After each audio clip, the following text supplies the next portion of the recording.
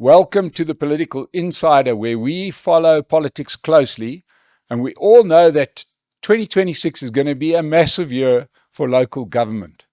We have tracked local government from the inception of this particular channel, and we will follow it even closer as we get closer to those local government elections, which happen at the back end of next year.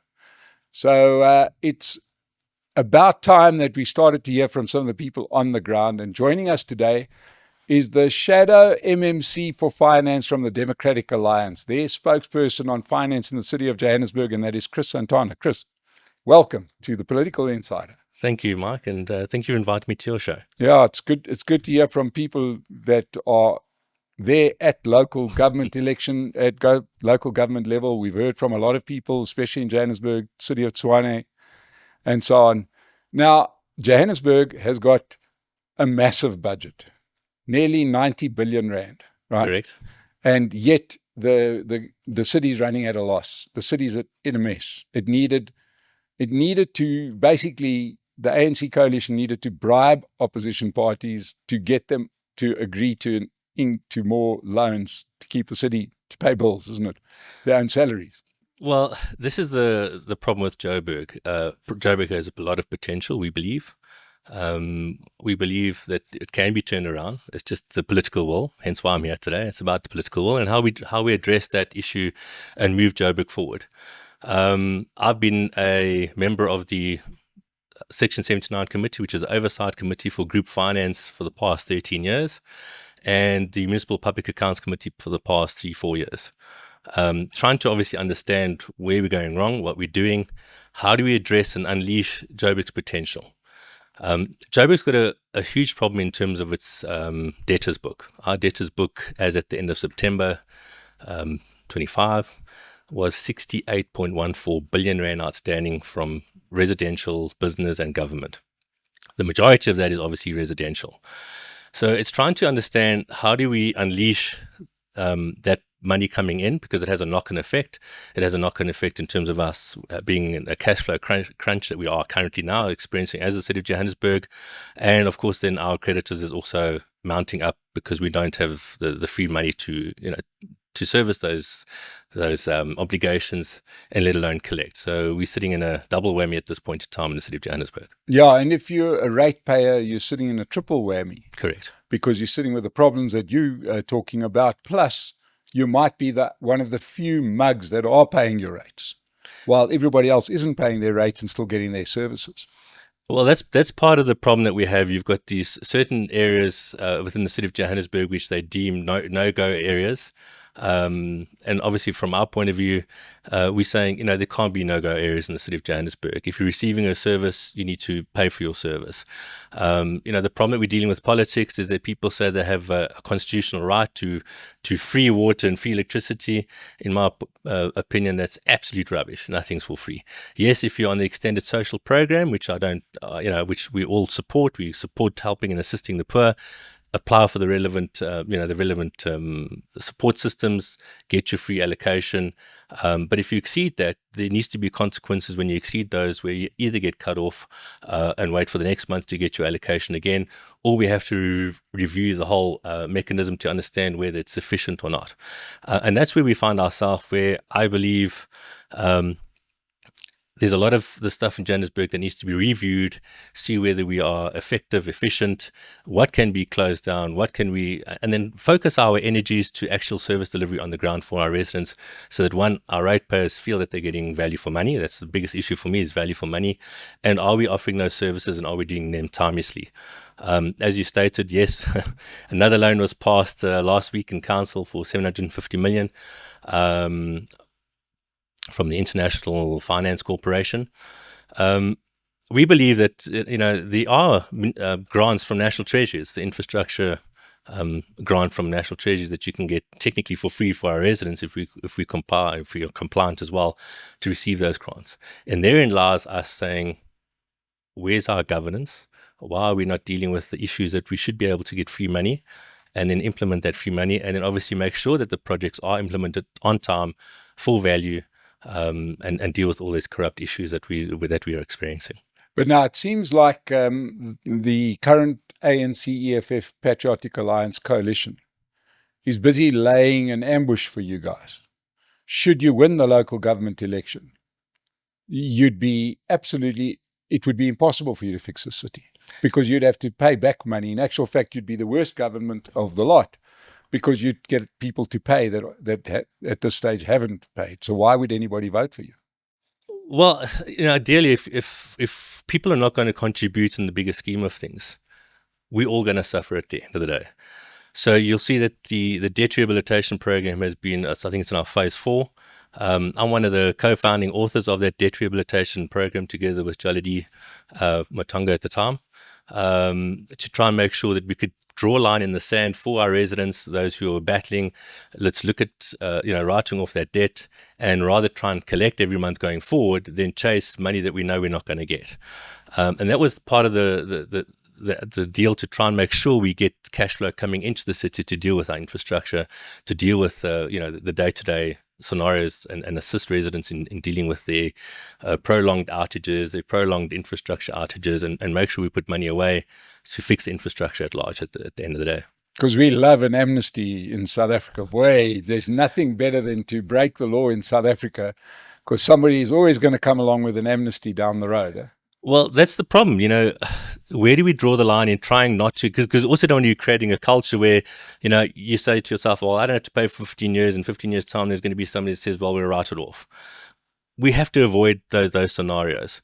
But taking into account the fact that the city also doesn't have its billing systems up to scratch, we've lost quite a few court cases in the last couple of years, which impact the city quite a lot. So it's trying to deal with what we actually know is legitimate write-off in terms of the Prescription Act, dealing with all of those kind of issues. I mean, I even alluded to the fact that maybe we should look at our ministers in national to try and see if we can change the Tax Administration Act, to incorporate that the property rates gets done and collected by SARS. And the reason for that is I'm going, well, there's just short of 14 billion rand outstanding on property rates and taxes within the City of Johannesburg.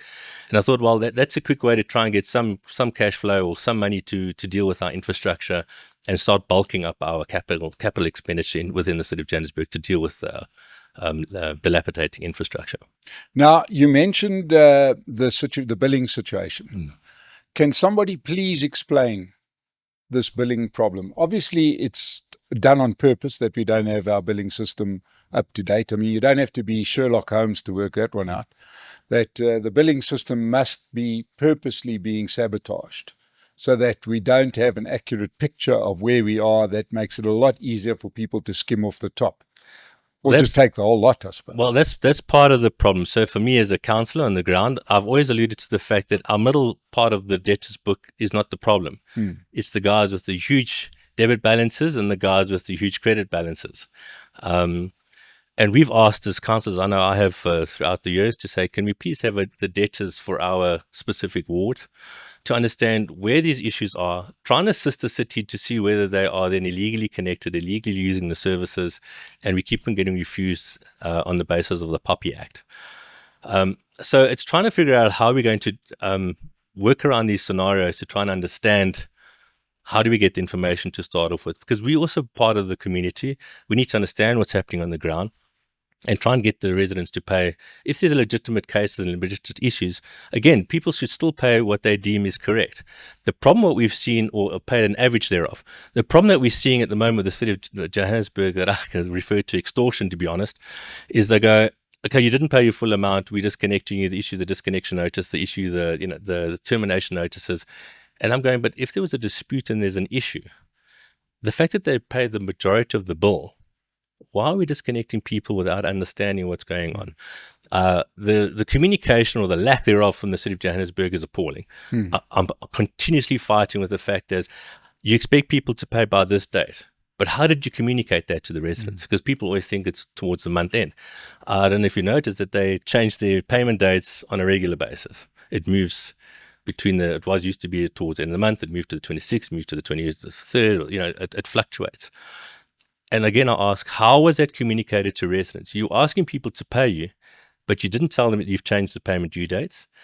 And then you obviously hit them with a termination notice. That's why I say it's extortion, because you are then, creeping up money that people technically, if they pay it every time on the 30th, you've moved the date without telling anybody, and now you're extorting more money out of them for no valid reason. Those are the issues that I'm fighting on a regular basis. Now, let's talk about the system, because the system itself is a problem. As I understand it, and, eventually you give up and you go and curl up in the fetal position, you start crying. That a lot of money was spent on a SAP system. Has it the been? EOH scandal? The EOH scandal, yeah. Yes. But nothing that a good name change won't do. And now EOH, as it was, which is now something else, is now dealing with government again. So there you go, people. If you're looking for a good business opportunity, steal money from the government and then change the name of your business and carry on as before. Well, that's what we're trying to avoid. So from our point of view, and pushing through is to try and make sure that the Municipal Public Accounts Committee holds the relevant officials to account and holds these issues to account. So the sad part about it is that we keep on asking, with regards to contracts, we ask, where's the register of defaulted contractors? So contractors who didn't complete work, where's that register? I know the only municipality in the country at this point in time is actually the Western Cape Town. We keep on pushing for it. They say, no, there's a whole set of rules that need to apply before that. Because once we get those registers operation working, it does not only then blacklist the entities per se, it also blacklists the individual. So it's both sides. Yeah. Which is what we need in this country. We need to stop this corruption, Absolutely. stop the process going forward, stop these people who continuously solicit and not do projects. So as far as the City of Johannesburg is, we've managed to bet that we will not pay anybody upfront for any project whatsoever.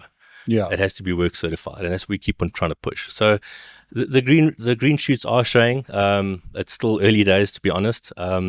Problem is the green shoots are showing up through the tarmac in the middle of the road. Correct, with the big potholes, those ones, yes. Big potholes, yeah.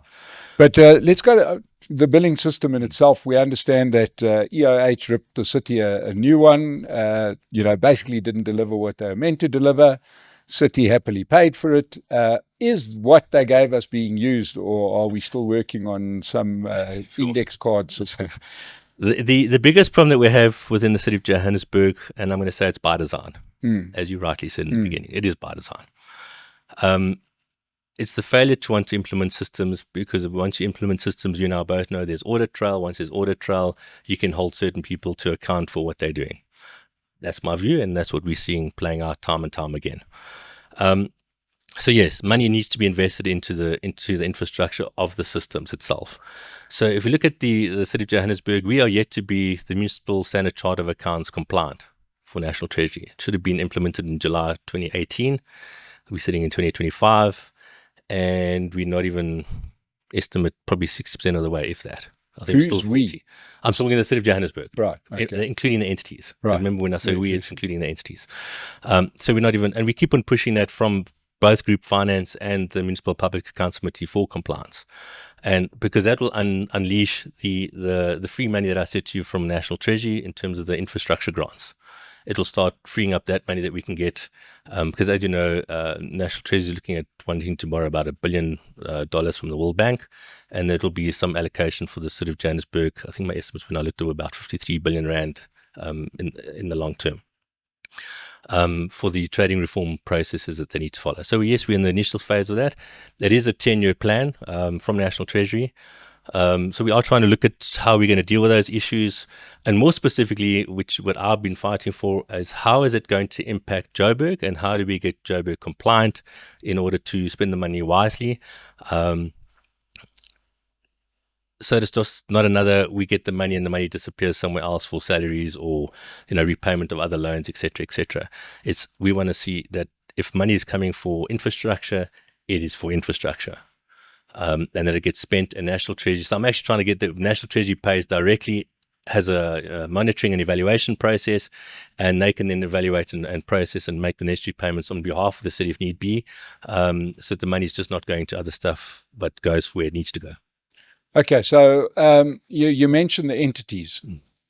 The entities are a joke, right? There's 13 of them, by the way. 13 of them, and each one of them has got, and there we're talking, for those that don't know what we talk about, Johannesburg Water, City Power. Pick it up. Pick it up. We've kind of got Joburg all these Market. entities. They all belong to the city, but then they all have chairmen and CEOs and lots of money so that people can buy those pointy shoes.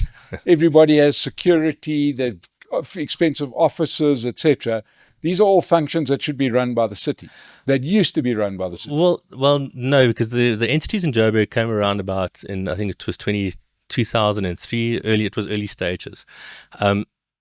The entities, if done properly, would have helped us to assist in eradicating some of the red tape that municipal palaces sit with. Unfortunately, it has been captured by cadre deployment. And it's one scandal. And it's one scandal after the other.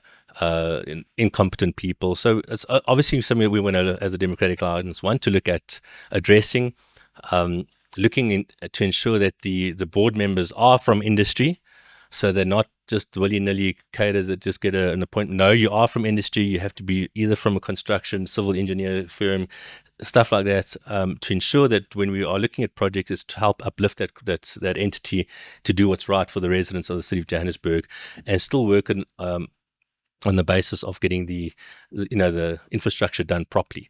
So the viewpoint we were looking at was to say those entities, from my opinion, that do not generate any external revenue should just become a department. So then I get rid of the boards, everybody that's just consuming money but not actually adding value.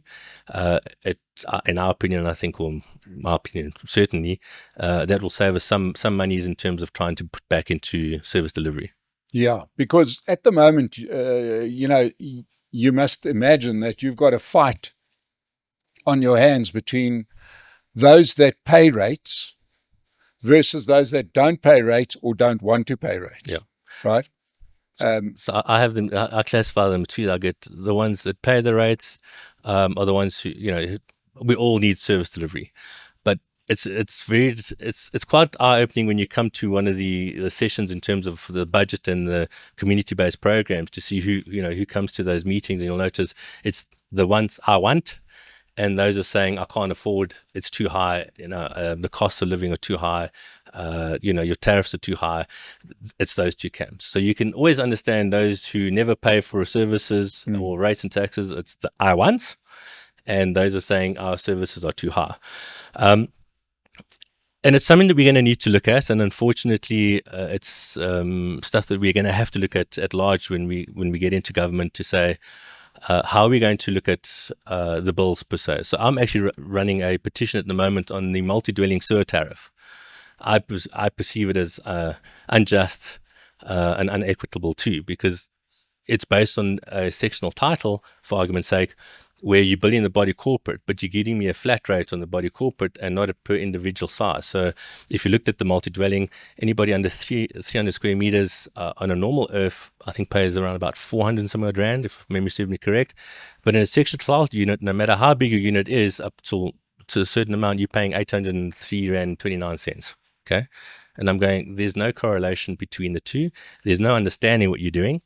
It doesn't seem to be just, and how did you get your calculation on that? So it's something that I am driving, hopefully before the next budget cycle, to see. I have asked, obviously, Joburg Water to investigate, come back with their feasibility, see what we can do. But it's those kind of things that we need to look at. It's how we make it fair for everyone, because, we all need to pay for the services, but also make it equitable. So we're not skewing one side versus the other. It needs to be equitable across the board. Now, Chris, one would imagine, if anybody followed the Madlanga Commission, that it must have been absolutely humanly impossible to be in that Kuruleni setup and not know what was going on between their city manager, their police department, their Metro Police Department, etc. It must have been impossible. Even Helen Keller could have seen it or heard what was going on. It must have been impossible to see what was going on.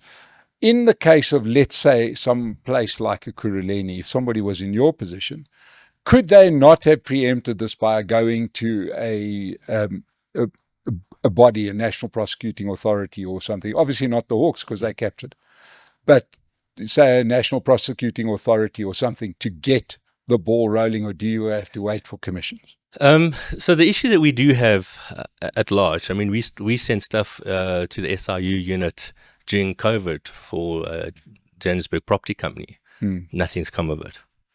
So I think, up the chain, it's all frustrating. So even if you try and do cases and we open up cases, as you know, for criminal activity or criminal charges, it just gets lost there. So nothing in the justice system from our point of view, or my point of view, is being dealt with timelessly and swiftly. It seems to be a prolonged process that, strangled at birth. I mean, even if I tell you from the reports we get in the Municipal Public Accounts Committee, again, I'm saying it's by design because I'm going to say it outright, where, you're waiting 10 years for reports to come to write off, well, not necessarily write off, it's regularize. I know National Treasury calls it a write off, but the money has been spent, it is, the services have been received, but it didn't follow the supply chain management processes. So it's called a write off, but it's technically not. It's just a regularizing of the transaction. And you look at some of that stuff and you ask for consequence management. That's the biggest issue across the board in all municipalities. It's around consequence management. The employee has left the employment of the city. So no further action can take place. So then you've got an immediate get out of... That's immediate get out of jail free card to a certain extent. Not even appear in a court case. Well, if it's criminal, then we can still go the criminal route. Okay. So what's nice about the judgments that have happened in Nelson Mandela Bay and the recent one again, where if there are issues around frustrating the process, and we can now obviously as the municipality and civil society take the actual officials as part of the judgment to pay back some of the money. So that's what we're looking at and how we're starting to recoup some of the monies back. It may take another court to have how long that's going to take to see whether that's going to come to fruition or not. But we've got to start somewhere, unfortunately, to see whether those things play out or not.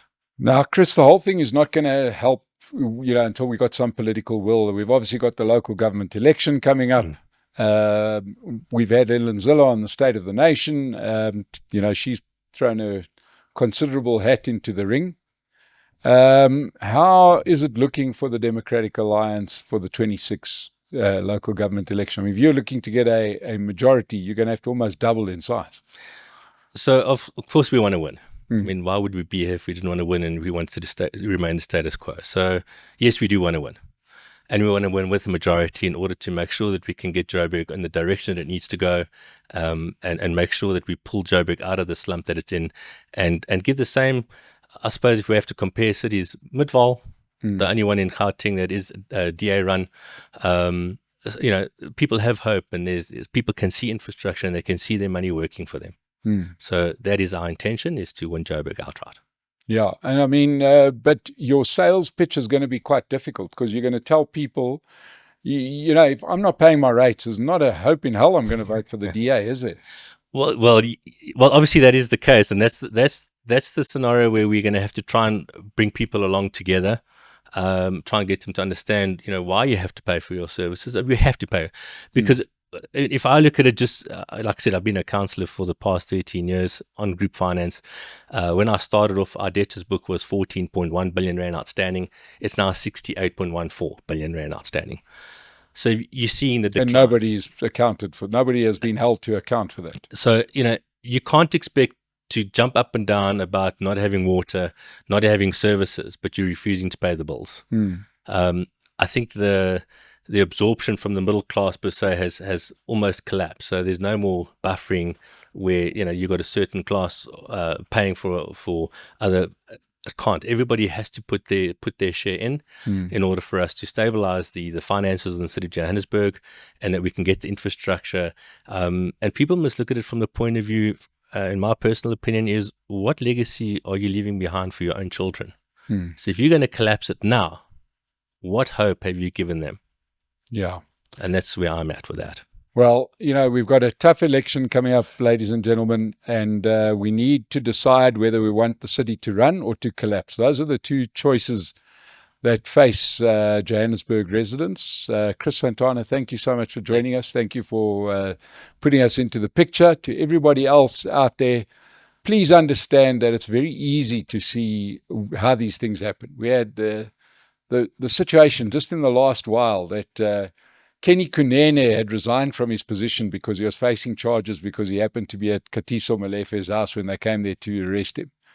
When he cleared himself of wrongdoing, I can't stress that enough, he insisted of being put back as the MMC for transport. Not any other position, but the MMC for transport. That's got to tell you a position. But if you are thinking that Johannesburg could be better, you can't then vote for the people that have dragged us into this mess that we're in now.